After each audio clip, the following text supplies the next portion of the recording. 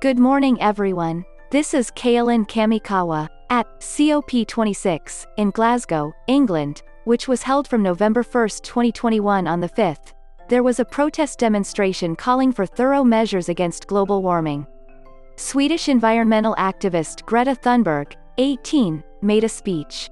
She criticized COP26 as an obvious failure. She cut off the efforts expressed by each country as empty bills.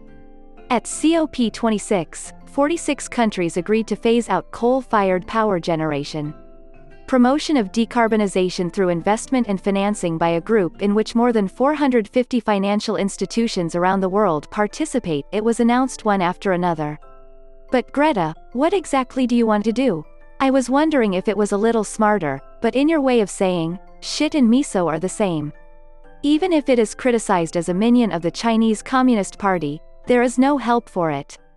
If you mourn China, which should act the most, shouldn't we lament our incompetence in reducing CO2?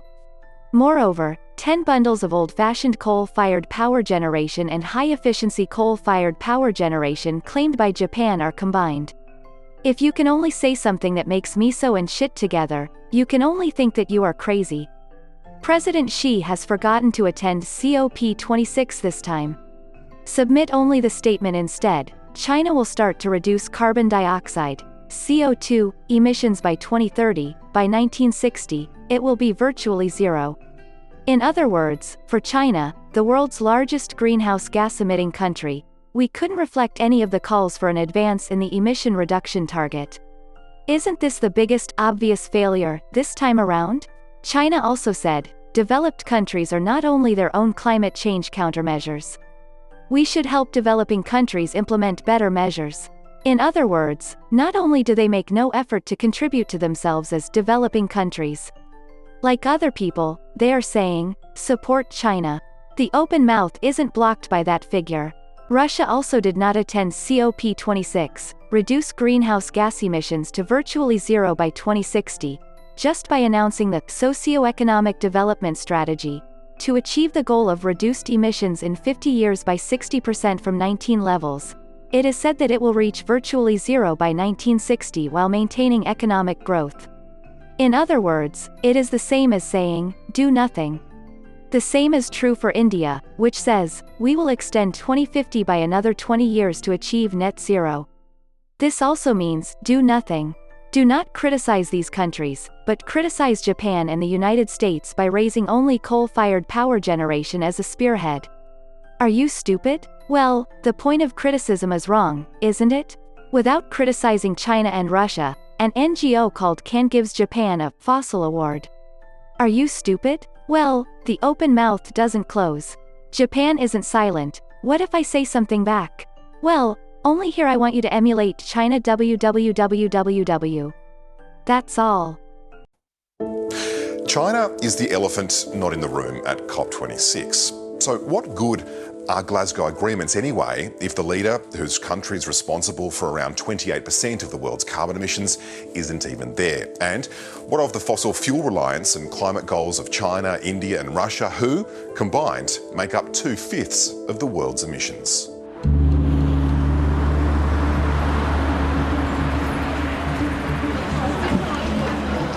China is very coal dependent. China imports a lot of oil, they import even more gas, fossil gas.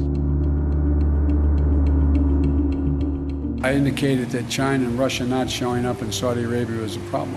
I think it's been a big mistake, quite frankly, for China, with respect to China not showing up. Despite an absence from Glasgow, President Xi Jinping submitted China's new 2030 targets to the UN last week. In the past 15 years, the cut of China's carbon emission intensities has greatly exceeded the climate action goals of 2020. President Xi has already committed to peak emissions before 2030. He's already committed to net zero emissions before 2060. And so the fact he's absent from the actual in-person COP discussions, to me, is largely immaterial. China has set the stage with enormous global ambition. Not only will China's carbon emissions peak before 2030, they intend to reduce something called carbon intensity, a measure of emissions per unit of gross domestic product, a key indicator for the world's economic powerhouse, by 65% by 2030.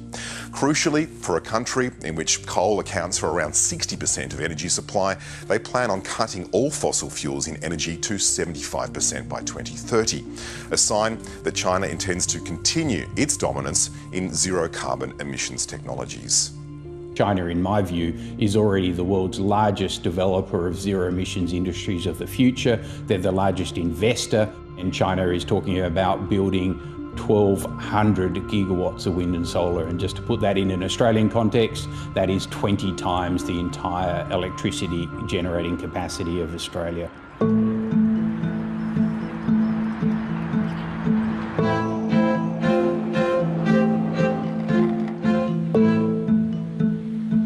Unlike all other participants at Glasgow who've signed up to net zero by 2050, Russia only plans to reduce emissions by 80% in that year. President Putin, absent from Glasgow, instead sent a pre-recorded message affirming that Russia will strive for carbon neutrality by 2060. We don't just want to reach carbon neutrality, but make it so that in the nearest 3 decades, the accumulated volume of greenhouse gas emissions in Russia is less than even for our neighbours in the European Union. His tundra is burning. He's in the literally the tundra is burning. He has serious climate problems. Russia intends to use its vast forests as a carbon sink and did sign up to Glasgow's agreement to end and reverse deforestation by 2030. But as a major gas supplier to Europe, Russia refused to join with more than 100 countries pledging methane cuts, as did Australia and India.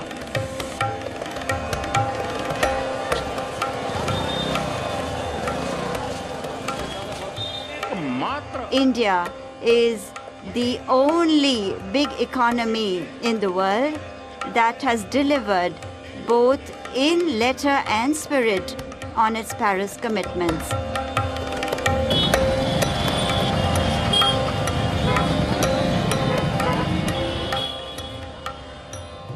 India's announcement at Glasgow of a net zero target 2 decades after the US and 10 years later than China has been widely received as a strategic move.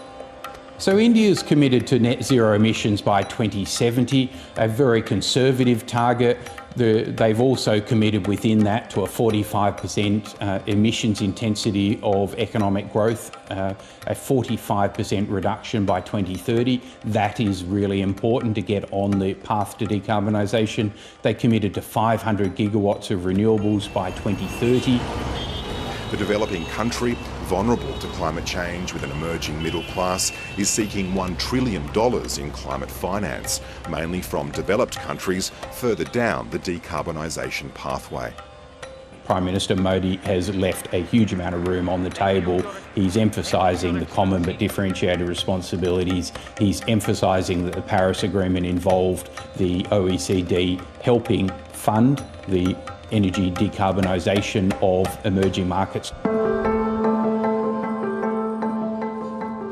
Unlike China, which is relying on transition fuels, India could leapfrog into zero-emissions industries. We're seeing India building out its solar manufacturing capacity, talking about a green hydrogen strategy and electric vehicles and lithium-ion batteries. With Glasgow coming to the pointy end of negotiations, the promises and actions of the world's developing nations and big polluters so far has been mixed.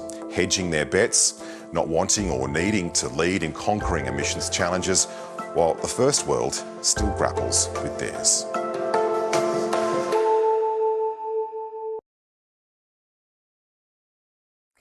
Hi, I'm Lee Sales. Thanks for watching this story. If you'd like to watch more of 730's stories, they are on the left of your screen. And tap on the button below to subscribe and get the latest from ABC News.